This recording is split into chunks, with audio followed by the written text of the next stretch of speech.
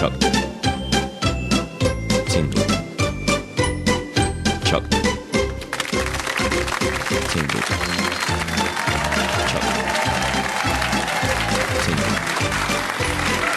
Chuck. Tingle. Hello, I'm Fiona Bruce, and welcome to the Chuck Tingle Book Club. Oh yeah.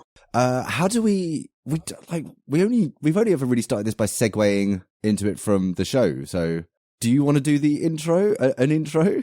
Yeah, sure, can do. We should probably start with like, "What's up, Buckaroos? What's up, true Buckaroos? It's time for another Chuck Tingle book club, maybe." Well, you just did the intro, so let's get rolling. Oh, okay. And yeah, wait. Okay, wait. Give me another read on that. What's up, true Buckaroos? It's time for another Chuck Tingle book club. This week, you do realise I'm not going to edit out the original version, don't you? Nah, that's fine. This week we read Eaten Right by that mysterious air symbol everyone used to draw. Yeah, indeed we did. Actually, as we're doing this as a separate thing, we should probably say, "Hi, I'm Tom, and that's Taz." Oh yeah, hi, I'm Taz, and that's Tom. That's the one. So yeah, quick synopsis of the book. Again, I'm going to start the exact same way I do usually. Mary, our protagonist, and her friend Alice are working on a graphic design project nearing the end of its deadline. 5 ideas by 5 p.m. is what they have to do. Alice draws a familiar S, just doodling, and misidentifies it as the Stummies clothing brand. They realise this is wrong, but the two ladies have no idea where it's from, other than probably the 90s. Unable to focus on the assignment at hand, Alice says she will cover Mary if she wants to go off early, because, yeah, she's completely ditzed out at this point. Mary realises that she doesn't correctly identify the origins of this mysterious symbol. She may never be able to concentrate on work ever again. Yeah, it kind of spins her out. She has to go for it, doesn't she? Yeah, she realises that it's just too all-consuming, you know. So yeah, instead of heading home, Mary goes and hightails it to the library because much research is needed. In a medieval book that she just happens to spot in this library. Medieval book. I don't know whether it's a book from the medieval era or a book on medieval England. No, I seem to remember she was just looking through some digital photos, and one of the photos happened to be of like a piece from a medieval book, and she saw the S there, and it was right, yeah. From the castle. See, I had to read that twice and I still didn't get it, but never mind. Right. Spots what appears to be the symbol in this, I guess, microfiche or whatever it is then. But believing she has found the mysterious symbol origins, she books a flight to England to visit Brimbo Castle. She hopes to find the ancient original manuscript. So, oh God, I've not got my... No, I'm in the room now, in the office at my work, ladies and gentlemen, because it was the only place I could fucking set up a laptop and still have Wi-Fi and it be silent. And I don't have enough room for my arms. This room is so fucking tiny, I can't even turn the pages without knocking the mic. So yeah, when Mary approaches the ruins, she is alone. No tourists, no walkers, just her. Unsure what she's looking for, she walks around the ruins and maps the walls that she finds and the original overgrown structure. The entire building is a giant S symbol, she realises, and with an arrow at the top pointing to nearby woods. She investigates.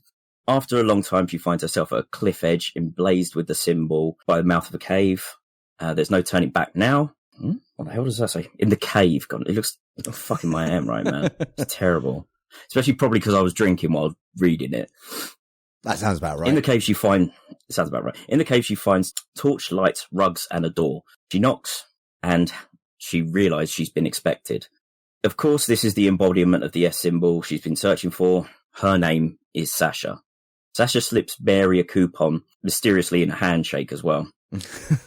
Almost like you're passing a tip. Like, I didn't quite get why she did that, but she did it.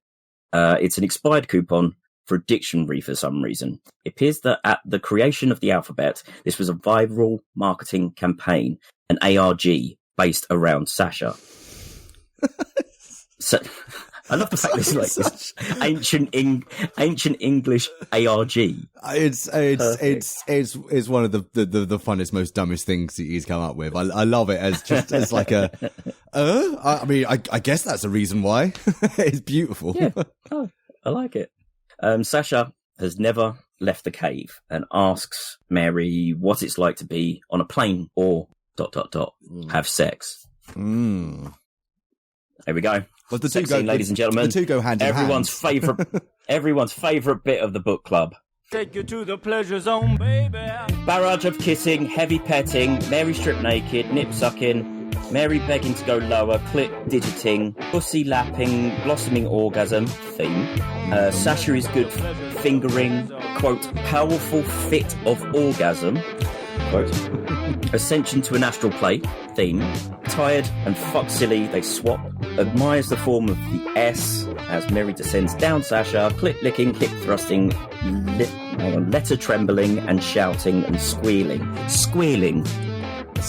Mate, sometimes, I'm sure I've squealed during an orgasm at some point before in my life. Oh, I lived with you for many years. I've definitely heard you go. Maybe the first time I got pegged, I was I got a little bit porcine. Where were we? Letter trembling, shouting and squealing. Good and ready, fingering deep, explosive orgasm theme. Hissing, along with squealing. I thought, all right, it's all S words, isn't it? Yeah, that's what it is. Collapsing, cuddling, loving sentiments shared. Mary invites Sasha to join her back in New York so she can try flying a plane as well. Oh, and she also invites Sasha to maybe come work at the graphic design firm as well, doesn't she? Yeah, exactly. Because obviously she's got a background in marketing. All apparently. Right. Okay, so my analysis, my analysis. Analysis. This is something a little different. Join me for the ride. It was the Friday before the recording of the podcast that I first sat down to read Eat and Write by that mysterious S symbol everyone used to draw. It had been a slow week for me, one in which I'd generally been unable to find the drive to do anything much of consequence. The Wednesday, for example, I'd barely left my bed, opting instead to spend the day supine while I watched a heady cocktail of horror and American Pie movies. But it was a Friday, and that meant it was soon to be my home's lockdown routine of straight mashup and dancing to friends' Facebook Live DJ sets. I thought it best to read the Chuck Tingle book club's next Tinker in the afternoon before this started. As a rule, I like to read them well in advance in order to allow time for the deeper meaning of the work to percolate through. Considering that this story was released 22nd of August 2019, with the Tingleverse already well established, I'll be honest, I was a little stunned and somewhat stumped after my first reading. This is a tale about a graphic designer who's reminded of an extremely simple design, consisting of 2 sets of 3 parallel lines connected by 8 diagonal lines in such a way that they create a stylized S-shape. Familiar to the characters, this S-shape, and I'd wager it's familiar to you too. It certainly was for me. This moment launches our heroine, Mary, on a whirlwind investigation that leads her to libraries and another continent altogether to get to the bottom of the origin of the symbol. At the end of her journey, she finds Sasha, a sentient embodiment of the angular S, and a hangover from a millennia-old viral marketing campaign to get people to use the alphabets. The two indulge in a saucy sapphic symposium, after which Mary invites Sasha back to the States for a new lease of life at a graphic design firm. That appeared to be it. As far as I could tell, Chuck had served up a story about getting a face full of alphabet soup and a little more. But this is Chuck Tingle we're talking about. Surely that can't be all. Hence being stumped. I tried to put it out of my mind and went on with my regular lockdown Friday. It was a gin and tonic night that night. It was also a night that rolled on into the next day. Saturday went on in a swirl of food and movies. I had an argument about rhetorics with some of my more conspiratorially-minded family members, and this somehow resulted in me donning tights and makeup and feeling just a little bit more fabulous. I even hosted an RPG session that night, looking and feeling such. Good times. A good one. It was a very good one, that one. And then there was Sunday. I knew Sunday was going to be my research day. Somehow, in all the haze, joy and pseudo-glamour of the weekend, something had sprung to mind regarding this Tingler. There's a moment when Mary's flipping through pictures in a search for the mystery S, only to find an example of it dating back to medieval times. I don't know why, but this put me in mind of the fact that medieval scribes often used to draw pictures of knights fighting snails in the margins of their work. I looked into this. There's a general agreement on the fact that this was probably done for humour, but as to whether it's a matter of satire, absurdity, a sort of early nerds versus jocks bitchiness, is very much up for debate. as are the origins of a specific social context. While this investigative avenue was largely fruitless, what the exercise did achieve is it got me thinking about symbols in general, especially those with a transgenerational staying power, such as our mysterious S. This next foray quickly led me into the sort of left-field scholarly Godwin's left-field scholarly Godwin's Law event. You can't really read much into basic symbology without wandering into Nazis, more specifically, the swastika. For a simple arrangement of 8 lines and right angles, this little fucker's been with us since pretty much forever. There are examples of its use in Europe dating back as far as 12,000 years ago, with its prevalence really accelerating after its use in 3000 BCE in the Indus Valley. From there it turns up in Asian, Middle Eastern and European religion with staggering frequency, and with a stunning amount of meaning attached to it. It could be representations of the sun, good fortune, the Buddha's footsteps. These all litter its history before the Gimboy Fash Devils of the 1930s Germany got their hands on it and turned it into, well, at least within Westward cultures, a symbol of nationalist terror. I'm sorry, what did you just call the Nazis? Fash Devils? Sorry, let me give that to you again. Gimboid Fash Devils of 1930s Germany. Oh, okay. I think I missed the Gimboid, because otherwise it was quite a cute little pet name. Oh, my little Fash Devil. Oh, Hitler, you little Fash Devil. Was I onto something here? Within the course of this Tinkler, the mysterious S represents a cool thing everyone used to draw, a logo of the Stummy brand, an absolute mystery dating back centuries, a pro-alphabet viral campaign, a lover, and a potential asset to a graphic design company. Could this symbolistic morphology hold the key to what sweet baby Tingus is trying to communicate? I needed a library, immediately, but it was late afternoon on a Sunday, during a lockdown no less. What librarian in the right mind will be working at this hour? Fortunately, librarians don't all come in whatever librarian stereotypes fit your particular schemas. No, I had a librarian of my own, and the best librarian I'll ever know. Her name's Grace, and she's 36 inches of goose-necked, flat-barred, lock-busting titanium, baby. As my dear old pappy used to say, if knowledge is what you want, then all you need is the right crowbar, my boy. For hours I sat alone in my local library, alone but for my supply of chocolate milk, researching memetics and semiotics, trying to get a handle on the way symbols and information move and change over time and between people and cultures. And don't get me wrong, it was interesting, but this was not the rock upon which our shepherd built the church in question. Bah! All was a waste. All this time and effort, and for what? Some cool shit about snail fighting knights, swastikas, and the morphology and transmission of information. Bah! I say, bah! Bah! Home defeated. I say, well, he is our shepherd. Home defeated and down one crowbar thanks to my chocolate milk-induced haze. I resorted to the low, the base. I started researching the content of Eaten Right by the mysterious SM symbol that everyone used to draw. As a rule, the true magic of a Tingler comes not from the content, but from the context and representational importance. Yet here I was, reduced to researching that bloody diamond-shaped S. It's been an on-again, off-again, sometimes very intense forum topic for many years now. The oldest article I could find on it comes from printmag.com. The piece, dating back to 2010 and penned by one Caleb Nelson, a man who ended up outlawing its use in his middle school lettering workshops, he merely points out the S's existence and uncertain origins. From here, we see similar articles beginning to pop up, with a real uptick from 2014. Some of these do enough forum trawling work to recognise that the symbol isn't just cultural, but global. Come 2016, Vice published an article that did a slightly deeper dive on the topic. Julian Morgans went around the Vice newsroom, getting his colleagues to draw the symbol and share their history with it and what they thought its name was. Everyone had a story, but their takes on the name and history of the symbol itself varied wildly. Morgans took some of these etiologies and dived deeper. He researched brands and rock bands believed to have originated it, going so far as to contact DC Comics and the Stussy clothing brand directly in order to get their takes on the alleged connections. Everything came back a negative. Even Morgan's conversation with Paul Cobley, Professor of Language and Media at Middlesex University, came back with vague and unsatisfying results. The most in-depth take I could find appeared on August 10th, 2019 by YouTube video essayist Lemmy Know. In the video, David Vongstead details his journey of collating and sifting through forum posts to establish that the S symbol was both global and reported from as early as the 1940s. He then goes on to find the earliest recorded examples of it, discovering it turning up in early graffiti communities. And then he goes on to find more. I won't spoil it, just check out the Universal S on YouTube. It's an enjoyable 5-year-long ride. However, I couldn't help but notice that I was no closer to any sort of answer. I read the book again. This was unusual because this was only my second reading. I would often go through a Tingle at least 4 or 5 times in the course of studying it.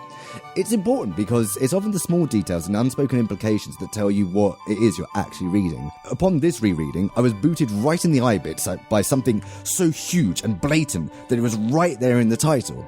Chuck Tingle, the chief buckaroo, may his trot ever be lovely, had hidden it all in plain sight. And once you see it, the rest just falls into place. In my own reading on its history, this S is referred to as the Stussy S, the Suzuki S, Superman S, Slayer S, Saxon S, Cool S, Gang S, Graffiti S, and Leminode's own moniker of the Universal S. No one I could ever find ever referred to it as the Mysterious S, not before Chucketh a Tingsty. Furthermore, the narrative setup of this tale, of having a mystery thrust upon you, of dashing to and through libraries, of rushing to other continents and to historical sites, all in pursuit of a mystery, has a not dissimilar feel to Dan Brown's own symbol-based mystery thrillers. Add to this the fact that the story was first published just 12 days after Lemino's seminal video essay on the topic, the one that has dived deeper and over a longer time than any other before it, and suddenly, the dots finally begin to join. This can only be a story about mystery. But what about mystery? What's Chuck angling at here? When I started down this rabbit hole, I didn't know what I'd find. At the end of the line, I found an answer to what this story is all about, and it will matter to only a relatively few people. But what I've encountered along the way was the minutes on middle-aged marginalia memes, a schooling in swastika semiotics, and a burgeoning broadening in both symbolism and memetics, not to mention some research standing in that sodding S. Why is this important? Well, in the closing passages of the book, after Mary has discovered the mystery, researched it, explored it, tracked it down, and then motted the absolute shit out of it, we're left with one telling phrase. I discovered something much more important than the answer to some silly riddle. I discovered you. These are words that Mary says to Sasha. Sasha was part of a mystery, but she wasn't the answer to the mystery itself. The answer was a pro-alphabet viral campaign. For Mary, Sasha was just a wonderful part of that discovery process. Our journeys into our respective mysteries, mine and Mary's, they've resulted in answers, but answers of very little consequence. But in embracing the mystery, we've found things much more interesting. I've discovered new facts and schools of thought. Mary got mind-blowing oral from and a deep connection to a very sexy letter. Given the time frame, maybe Chuck watched the Lemino video as it was released? Maybe he didn't. Either way, I can't help but feel that he's seen the mystery of the Cool S and decided to use it as a device to tell us that we should embrace mysteries. They will always be a fact of life. Seek an answer if you must, but don't hold out for a satisfying result. Just love the mystery and love the search. Very good. Bravo. Thank you very much. And bravo, Chuck. You really made me do some legwork on that one. I really enjoyed it's Really? Yeah. Oh man, like that was hours and hours of reading and watching. And then I ended up with that. Did you spot the bit? Did you spot the bit where I almost went completely off book and just started writing my own like mystery thriller? Yes. It was getting to the point where I thought you were going to be taking a chartered flight to some like deepest Congo or something like that. I was going to, but then I realised how high my word count was climbing and thought, do you know what? I better wrap this one up. Oh shit! Oh god, it's him, isn't it?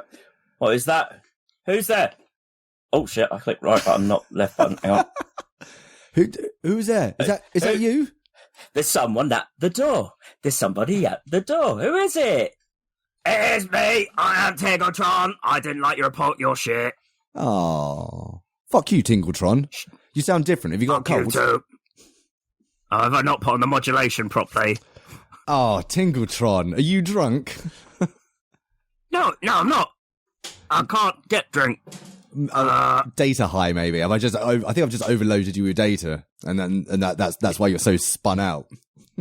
That's it. Shut up! It's my show now. Great thanks, horny human. I am Tingletron 4000. Book reviews. All schools are final.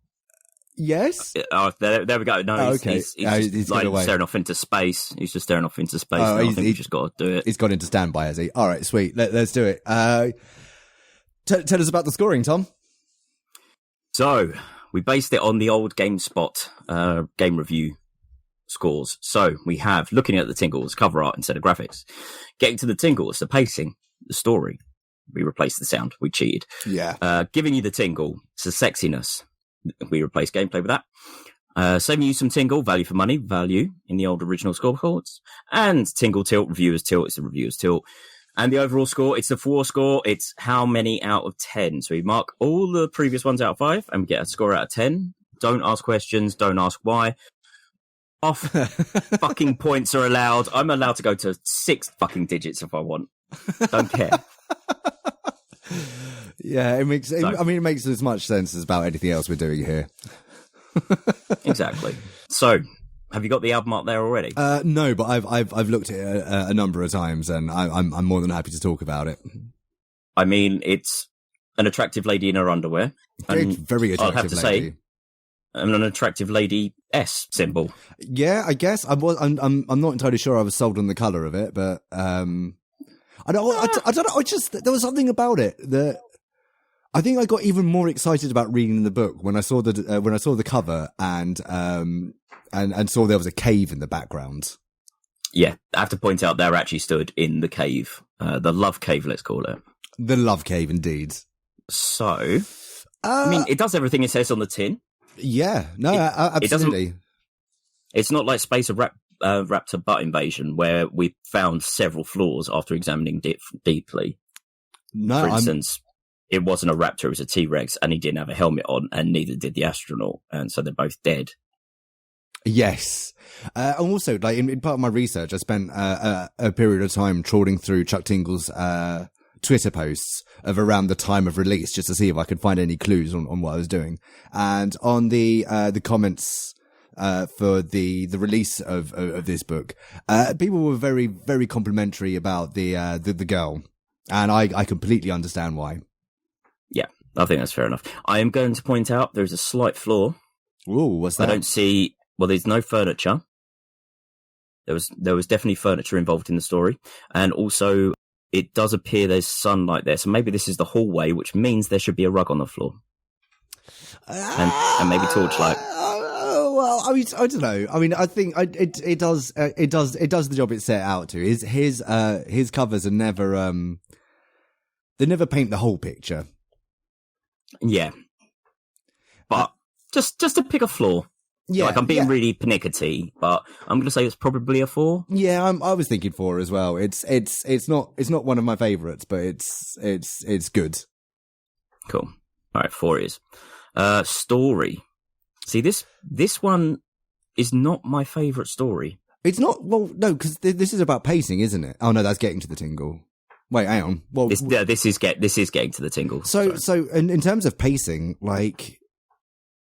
Yeah, I mean, there's a reason I evoked Dan Brown's name in my analysis. It's got that same kind of breakneck pace of bosh, oh, clue, what, move on, more, and then go, and then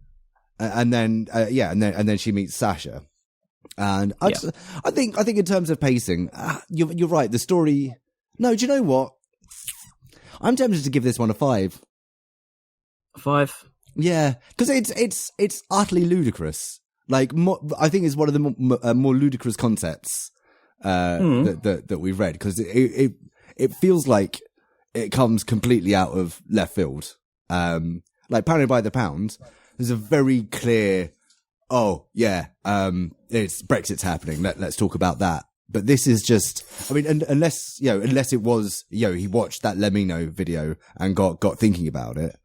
I can't really see, where else it would have come from. So I feel, I'm tempted to, like I said, give it a 5. I'd be more inclined to give it a 4.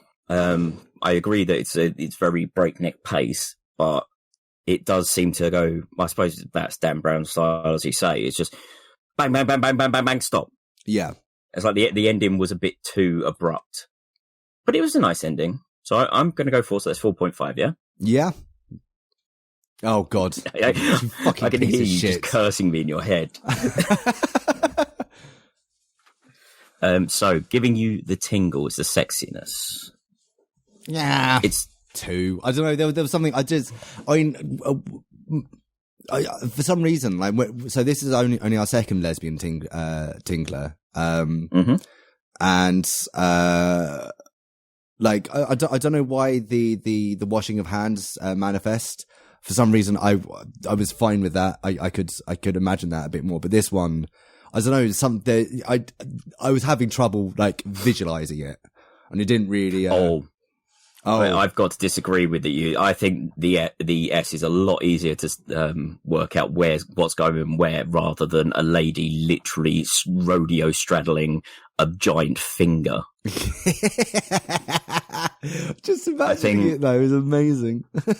But I do agree it should be pretty low because I wasn't really that taken with it. Yeah, because also there was. The thing that I like is the building of tension, the sexual tension. It was just literally like, I've never had sex. Want sex? Okay. And It was almost gonzo porn in that style. It was just oh, we're here. Time to have sex, I guess. Yeah. What you've just experienced is like an actual porn film where they've got 5 minutes to tell a story before the first sex scene. Yeah, absolutely. So what was going to say? 2? Yeah, I'm thinking 2. Yeah, it wasn't a complete flop, but it was didn't excite me overly. Value for money. I enjoyed my time with it. I'm not going to say it's a really really good tingle. I could suggest say Pounded by the Pound or Monday Pounds Me in the Butt way over this. Yeah, I don't know. It's one of those things. Like if you read it. And then you kind of go, oh yeah, but what about that fucking S? And start looking into it. There's, good point actually. There are. I mean, the Wikipedia article is interesting. The Vice article is really good. And there was another good one. And then obviously there's the 20-minute video by Lemino, which is Ellie. I need to go give these a look up. Yeah, check him out. He's a really good video essayist. I completely forgot about him. I just years ago I watched his video exploring the Cicada 1338 ARG or mystery or whatever that is. And that was that was really interesting. He's super good. So if you read this and you end up watching Lemino's Universal S video, then I would say the value for money has increased several fold. I'll tell you what, I'll put a link on YouTube and a link in the podcast show notes as well. Oh yeah, do it. Absolutely. So cool. What are we going to say? 3 straight down the middle? No, I'm thinking 4. I think it tips itself over. It's at least because it's got the potential to tip you over 4. Okay, so 3.5. You can't. Right. I hate you. What we got? We got reviewers tilt, Tingle tilt, the reviewers tilt. Okay, at the moment we are on a 5.6. If we gave it a perfect score of 5, it would be a 7.6. Let's not meta this. I mean, I've just see. Despite everything I've said, I would be. If someone suggested, I was thinking about buying this one, should I get it? I'd go, yeah, absolutely. Yeah, that's a cool one.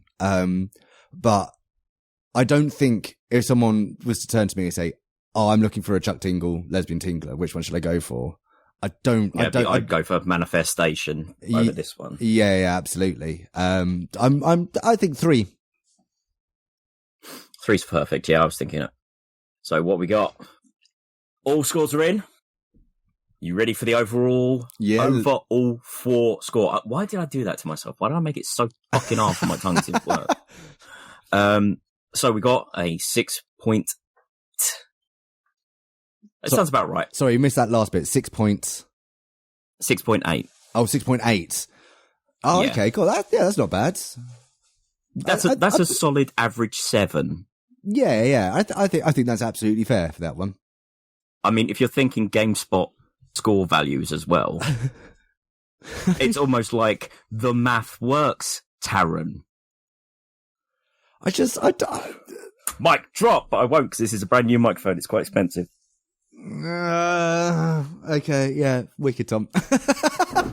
All right, sweet. So that's been that's been our second lockdown Chuck Tingle book club, and the next one we're reading is I don't have the title. The other one that's in. Oh, hang on, I've got it here. It's included. It's included the with the one book. that's in. Sorry, you say all that because while I find it. So this is the second Tingler included with Eaten Right by the Mysterious S that everyone used to draw, which is... It is not pounded in the butt by anything, and that's okay. I'm looking forward to that one. I am super stoked we get to do one that's not about sex. Yeah. By the sounds of it. Yeah. No, it's going to be cool. I'm looking forward to it. Although, it might be interesting to see what he does to the... giving you the tingle score. It's not gonna. Yeah, I don't know. We'll see. Hey, we'll see. Like, no Right, idea, cool. like what the book's going to be. So, no doubt he could surprise us yet. Absolutely.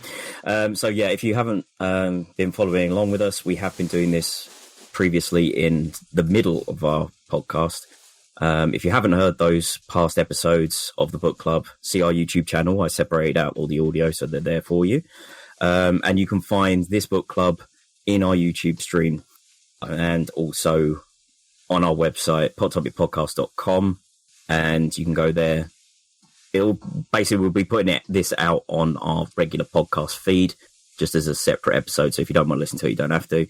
But go to pottopicpodcast.com. or go find Pot Topic on any podcast platform to hear us talk about bollocks on our regular show. Guess what that's called? Pot Topic Podcast. And basically it's a show where we bollocks for a couple of hours about bollocks you request us to bollocks about.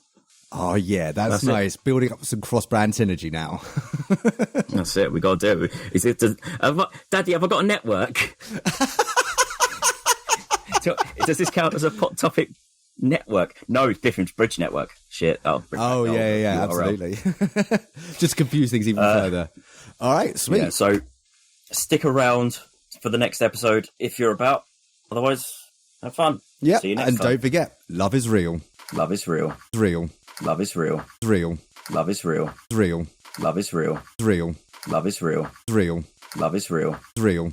Love is real. It's real.